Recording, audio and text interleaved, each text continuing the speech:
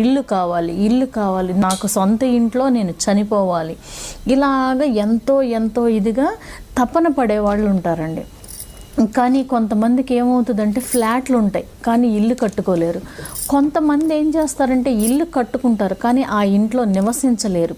అంటే యోగం అనేది, ఇల్లు అనేది ఒక యోగం. ఆ యోగం అనేది మనకు రాసి ఉంటేనే ఆ యోగం అనేది మనకి దక్కుతుంది, లేకపోతే దక్కదు. కానీ యోగం రాసాడో రాయలేదో మనకేం తెలుసండి, వదిలేద్దాం. కాకపోతే భగవంతుడిని గనక మనం పట్టుకుంటే రాసి ఉన్న జాతకాన్ని ఇంకా వృద్ధి చేసుకోవచ్చు.